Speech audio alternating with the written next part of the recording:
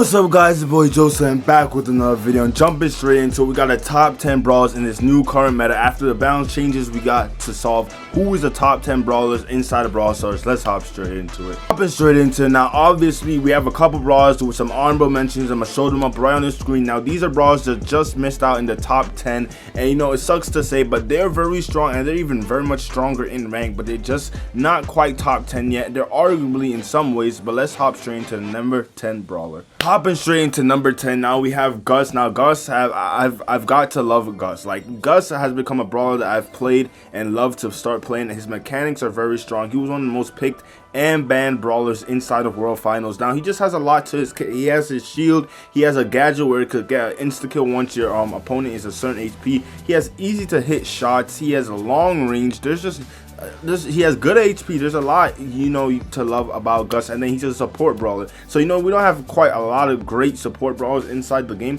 but Gus just shines amongst most of them, and he's just very strong, very versatile, long range brawler. Could be played in a plethora of different, you know, kind of maps and modes. You definitely want to be playing him. Let's hop straight into the next brawler. Hopping straight into the next brawler. Now with the recent changes and balance changes, we got Stu, and his hypercharge has entered the game. Now his hypercharge has put him on top of another echelon, just pushed him more and more inside the meta. Now his hypercharge is good, but it's not broken, but it's a good hypercharge. I like it. I like the ability to heal. Basically it's like his when he had that mutation, and he could just heal with his gas heal star power, makes him very strong. And then Stu obviously was always a good brawler, and then once you got that skill issue down pat and you're actually a decent, you know, player, you could really pop off with Stu. You could really change the tide of the game. He has a good gadgets, good supers, good super, good star powers, good ability, and his just ability just to be aggro and to play passive, and just to make make it hard for your opponents to really get kills and really confirm kills and really just like do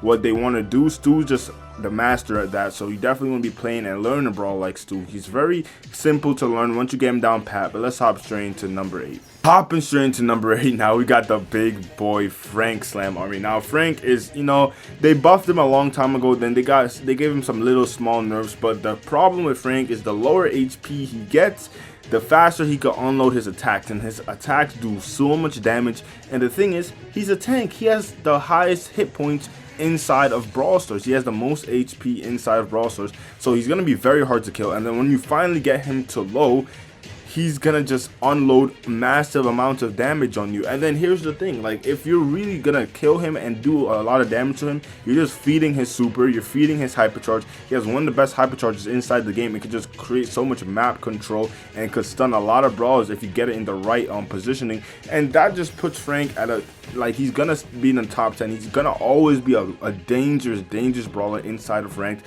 because one mess up, you pick, you know, 2 squishy brawlers, and then you got a Frank to go up against. It's not gonna go so good on you guys' side, I'm not gonna lie. Definitely want to be playing like a brawler like Frank. Let's hop number 7.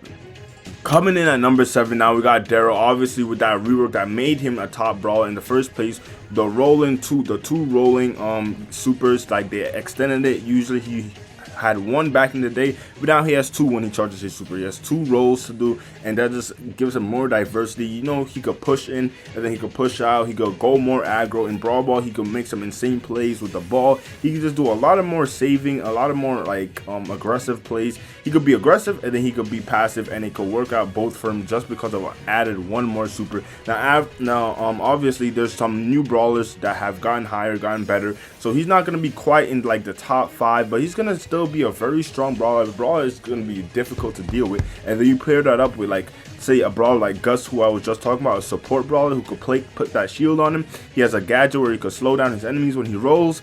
It's gonna be heavy. It's gonna be very heavy, very annoying to kill a brawler like Darl, and he could just cause so much mischief inside of Brawl Stars, inside of a lot of different games, like say Hot Zone. Like, is very hard to kill, very good synergize as well with other brawlers. Let's hop straight into, I think, number 6. Coming in at number 6, we have Clancy. Now everyone's probably like, why is Clancy so high? The problem with Clancy is it's so easy. Well, if you know how to play him decently, it's so easy to get to his levels. Slam Army, once he gets to stage 3, I believe in my whole heart he's the best brawler in the game. Once he gets to level 3 and he's at level 3 for like a good percentage of the game, he's the best brawler inside of Brawl Stars, and then he could just cause mayhem. The damage is honestly absurd. His movement is so fast, hard to hit, hard to deal with. His damage is hard to like miss when you got 3 shots pointing at you and it does 2 attacks. So it's like, how are you gonna deal with a Brawl not like Clancy? Now obviously if you know how to just try not to feed him early on in the game, keep him at stage 1, keep him at stage 2 for as long as possible, you could win the game, especially if it's an objective based game. But then once it's like a game like gem grab, where the map the game could be going on for a longer amount of time, Clancy's gonna shine. Eventually he's gonna get to stage 2, and then once he gets to stage 2, it's even easier to get to stage 3 because he becomes better. Once you get to stage 3, he can make insane plays, insane damage plays. It's just like he's a leveled up brawler, and it just makes him stronger. Speaking of leveled up brawler, let's hop straight into the next brawler. Hopping straight into the next brawler, now we have Serge. Now it's, Serge is that guy. I was trying to put him more higher on the list, but I didn't want to be based. Serge is that guy. Now he's always going to be a strong brawler because his kit is just strong. Like Clancy, he could level up. The more he levels up, the stronger he gets. They nerfed his hypercharge, but that wasn't really much of a problem. Everyone is used to like starting off at low levels with Serge, so eventually they're still gonna get hypercharge.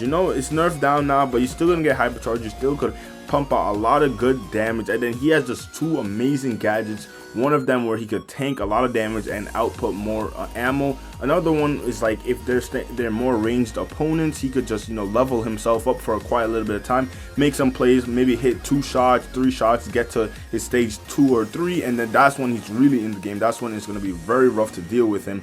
And then Serge, very fun brawler to play, very good brawler to play, so he's going to be more on the popular side. Definitely want to be playing him, especially in ranked. He gets even better. He's probably the top 5 brawler in ranked, in my opinion. Let's hop straight into the next brawler. Hopping straight into the next brawler, now we have Byron, the ultimate support brawler, even better than Gus, just because of the consistent heals and the consistent pressure. And then he's a long range brawler, so basically he's like a marksman, and then his his range is just so thick where it's easy to hit shots. He's one of the easiest brawlers to hit shots. And then the tick, when you tick, the poison tick, it just allows you to stop regenning or not regen as quickly as the average attack a brawler would hit you once, and then you could start regenning, but you get ticked 3 times, so then it's like it's even longer to regen your HP. You're gonna be lower on the lower side. And then he's an ultimate support. He could just heal up any tank brawlers he paired up with. He could heal up Darl while Darl rolls in, and then it just allows so much versatility. It's gonna be very strong, very hard to deal with. So you definitely want to learn Byron. Don't be a Byron that don't heal your teammates up. You definitely want to be a healer. That's what he is. He's a support character. So support your teammates. You should be good. Let's hop straight into the next top 3 brawlers inside of Brawl Stars. Coming in with Juju. Now maybe some of you guys will think I'm overrating her. No, Juju is too versatile not to be a top tier brawler. She could be played almost everywhere. I think one of her weaker modes will obviously definitely be like bounty, but other than that, she could be played like everywhere. She's just so strong in the grass. She has one of the longest ranges in the game. In the water, she hits an opponent, they're slowed for like 4-3 seconds, and that's long amount of time. That brawler is specifically probably going to be dead.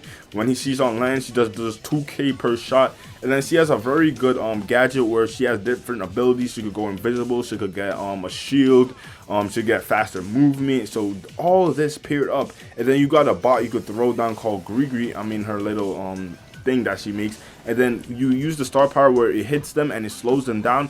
It's just so much versatility, so much goodness that this brawler cannot just not be a top brawler. She's always going to be a top brawler. And now these top 3 brawlers, they don't even have hypercharges. So let's hop straight into number 2. These brawlers got nerfed, but they're somehow still on the top of the meta. And at number 2, we have Kenji, who got nerfed. They nerfed his star power, which tanks a lot of those shots when he's not hit for 5 seconds. They nerfed it down to I think 60%, and he's still good.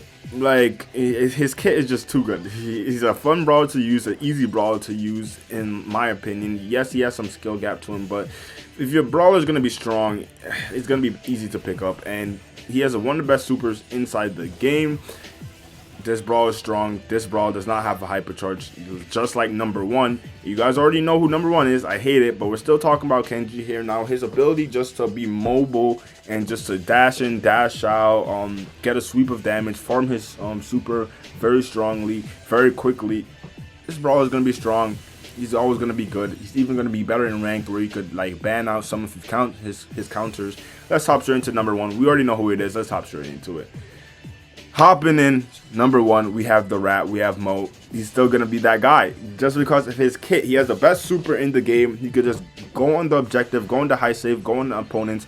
They can't even damage him. He pops in, they get knocked back. They can't even attack him for a quick another second, and then he deals out some damage, and then he could do it over again. They nerfed his main attack where so he could still peek you on the walls and hit you for a lot of good amount of damage. They lowered it and toned it down a bit, but it's still very strong. This brawler Mo is a problem. All right, he's a problem. He doesn't have his hypercharge yet, and I guarantee you his hypercharge is gonna be